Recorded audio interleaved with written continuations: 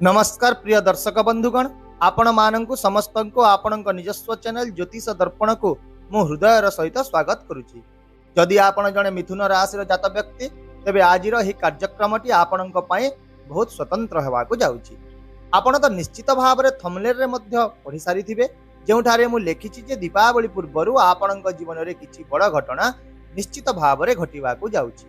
एवं एहा केवल एक उड़ा कथा नुहे, बरं एहा एक 100% शास्त्र प्रमाणित स्थिति अटे। तेबे एही दीपावली रे आपणक जीवन रे कोन सब विशेष परिवर्तन आसीबो, ता सहित कोन सब सुजोग आसीबो, से सब को आज मु आपणको एही वीडियो रे विस्तारित भाव रे बुझाइबा को जाउछि। आपण एठारे जो चार्टटी देखुचंती एथिरे देवगुरु बृहस्पतिଙ୍କ व्यतीत अन्य कोनोसी ग्रह देखा जाउ नाहंती। एही बृहस्पतिଙ୍କୁ धन ज्ञान एवं बुद्धिर कारक बोली विवेचना करा जायथाय। वर्तमान तो आपणक जीवन रे अनेक टंका आसुची, किंतु ताहा कुआडे चली जाउची ताहा आपण जानि पारु नाहंती। तेबे देवगुरु बृहस्पति आपणकर आर्थिक दृष्टिकोण को एकत्रित मजबूत एवं वृद्धि करिवे। यदि आपण एक बड़ आर्थिक निष्पत्ति विषय रे विचार करूछंती तेबे अक्टोबर 18 परे आपणक पई बहुत भल समय मध्य आसीबा को जाउची। एहा व्यतीत बृहस्पति आपणक घर परिवार रे मध्य सकारात्मक परिवर्तन आनिबा को जाउछंती। एही ग्रह को ख्याति एवं प्रतिष्ठार कारक बोली मध्य विवेचना करा जायथाय। 18 अक्टोबर 2025 परे आपण निश्चित भाव रे देखिबे जे आपणकर किछि कार्य आपणक परिवार एवं समाज मध्य रे आपणकर सम्मान एवं प्रतिष्ठा वृद्धि करिवो। जो माने पूर्वरु आपणक विषय रे खराब कथा गुडी कहउतिले किंबा आपणक विषय रे मिथ्या गुजब प्रचार करूतिले, सेमाने मध्य एही समय आसीबा परे आपणक गुण एवं प्रयासर प्रशंसा करिवा को बाध्य होइछि। सेहीपरि बाणी घरे बृहस्पतिଙ୍କର प्रभाव पड़िबा जोगु आपणक व्यक्तित्व रे मध्य एक गुरुत्वपूर्ण परिवर्तन आसीबो। आपणकर कथा एते मधुर होइजिबो जे आपण सबुठारु कष्टकर परिस्थिति को मध्य निज सपक्ष रे फेराई आनी पारि। सेहीपरि त मिथुन लग्न मिथुन राशि जात व्यक्ति माने स्वाभाविक भाव रे बुद्धिमान एवं समवेदनापूर्ण होइथांती। ता सहित जेतेबेले देवगुरु बृहस्पति एही समय रे आपणक बाणी उपरे काम करिवे, सेतेबेले आपणकर प्रभाव एवं मनमोहक भाषण आपणक जीवन रे अनेक नूतन सफलता मध्य आनिबे। आउ मध्य एही समय रे देवगुरु बृहस्पतिଙ୍କର दृष्टि गुड़िक आपणक जीवन रे विशेष प्रभाव पकाइबो। बृहस्पतिଙ୍କର मुख्यतः 3टी दृष्टि रहिताए, पंचम सप्तम एवं नवम दृष्टि। तेबे वर्तमान आसंतु बृहस्पतिଙ୍କର एही दृष्टि गुड़िकर फलाफल एही समय रे आपणक पई कोन सब रहिबा को जाउछि से विषय रे जानिबा। प्रथम रे पंचम दृष्टि आपणकर षष्ठ घर को प्रभावित करुछि। जदि आपण कार्यक्षेत्र रे चाप किंबा असुविधार सम्मुखीन हेउछंती, आपण बॉस किंबा सहकर्मी ठारू समर्थन र अभाव देखिबा को पाउछंती, किंबा अन्य मानक परि आपणकर पदोन्नति किंबा प्रशंसा हेउ नाही, किंबा अन्य मानक परि आपण पदोन्नति किंबा प्रशंसा पाउ नाहंती, तेबे एही परिस्थिति गुडी करे परिवर्तन हेबा को जाउछि। बृहस्पतिଙ୍କର दिव्य दृष्टि एही बाधा गुडी को दूर करिवो एवं आपणक प्रयास गुडी को मध्य सफल करिवो। एहा सहित आपण निजर कठिन परिश्रमर फलाफल सीधा सड़क भाव रे लाभ पाइबा आरंभ हेबार देखिबा को पाइबे। जदि आपण बेकारी बोलुछंती तेबे नूतन चाकरीर संभावना देखा देबो।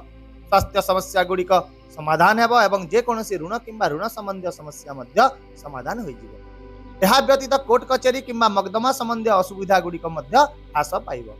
एहा परे तांकर सप्तम दृष्टि आपणकर अष्टम घरे रहिबा को जाउछि, जहा कि मानसिक चाप, बाधा, उच्च शिक्षा एवं गुप्त धन सहित जड़ित घर होइताय।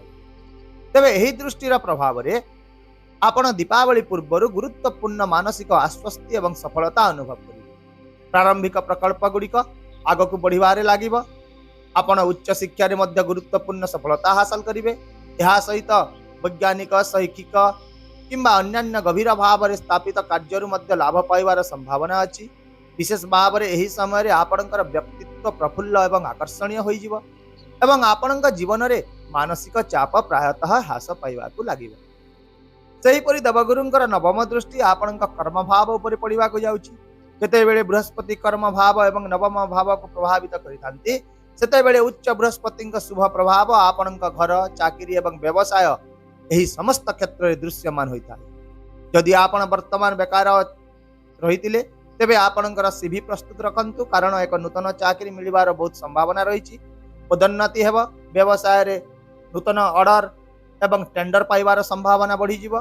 ଏହା ସହିତ ଆର୍ଥିକ ସ୍ଥିରତା ଏବଂ ସ୍ଥଗିତ ପାଣ୍ଠି ମଧ୍ୟ ପାଇବାର शुभ स्थिति आसी आउ मध्य एही समय पार्टनरशिप एवं दैनिक रोजगार रे वृद्धि हेब वैवाहिक जीवन रे जीवन साथी सहित आपणक सौहार्दपूर्ण संपर्क गठन हेब जदि कोनोसी पुराना विवाद चलीतिला ताहा मध्य समाधान होई जिवो सेही परि प्रेम संपर्क रे जदि कोनोसी विवाद चलीतिला ताहा मध्य एबे समाधान होई जिवो एवं आपणकर संपर्क आहुरी मजबूत हेबारे लागि ताहले एठी प्रश्न एया जे एही सब शुभ फलाफल कोन समस्त मिथुन राशि रो लोक माननकु समान भाव रे मिलिवो तेबे मु कहिबी ना समस्त मिथुन राशि लोकंक पाई समान फलाफल रहिबो नाही कारण यह आपणक कुंडली रे ग्रह गुड़िकर स्थान एवं प्रभाव उपर मध्य निर्भर करिथाय सेति पाई आपणक निज कुंडली को जांच करबाक पड़े देवगुरु बृहस्पति कुंडली रो षष्ठ अष्टम एवं द्वादश घरे अछंती कि नाही जदि से एही स्थान गुड़िकर अछंती तेबे निश्चित भाव रे आपणक एही शुभ फलाफल मिलिबो नाही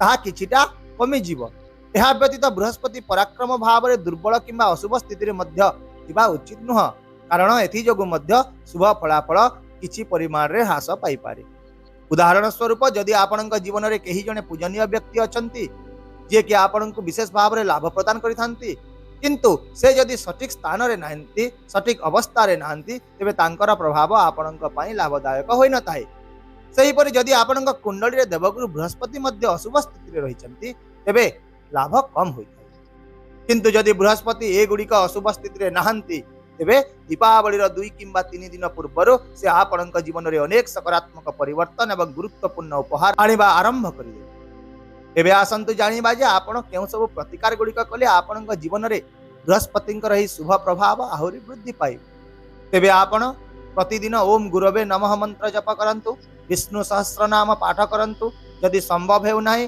तेबे केवल सुनंतु गुरुवार दिन हलदिया जिनिसर सेवन करंतु जहा द्वारा आपणकर लाभ आहुरी वृद्धि पाइबो एहा व्यतीत टोपाच पिंधिबा मध्य आपणक पई शुभ बोली विवेचना करा जाय किंतु यदि ग्रह गुड़िक अशुभ स्थिति रे रहिचंती तेबे एही रत्न पिंधिबा पूर्वरु जने विद्वान सहित परामर्श निहाती भाव रे करंतु एपरि कहा कथा रे पड़ी बा मो कथा सुनी अंध भाव रे पिंधि दियंतु नाही नचेत एहार कुप्रभाव आपणक जीवन रे पड़ी पारे तेबे एही परि भाव रे देवगुरु बृहस्पतिंकर एही चलन आपणक जीवन रे धन सम्मान प्रतिष्ठा आनिदवा सह चाकरी व्यवसाय स्वास्थ्य एवं मानसिक संतुलन समस्त क्षेत्र रे शुभ प्रभाव आनिबा को जाउछि एही दीपावली आपणक पई अत्यंत भाव रे शुभ हेबो देवी मां लक्ष्मी को आशीर्वाद रे आपण निजर समस्त इच्छा एवं अभिलाषा पूर्ण करि पारे आशा करूछि मो द्वारा देइतिबा आज रही सूचना आपणक पई निश्चित भाव रे मार्गदर्शक प्रमाणित हेबो यदि आपनको एही वीडियो एवं मोर बुझाइबार शैलीटी पसंद लागिला तेबे वीडियोटी को लाइक कर दियंतु शेयर कर दियंतु एवं आपनको मूल्यवान मतामत कमेंट करी आमको निश्चित भाव रे जणांतु ता सहित चैनल को यदि प्रथम थर पई देखुचंती तेबे सब्सक्राइब करबा को भूलंतु नाही तेबे वर्तमान पई मते विदाय दियंतु पुणी देखा हेबा आसंता काली आउ एक नूतन वीडियो सहित से पर्यंत रहुची नमस्कार जय जगन्नाथ।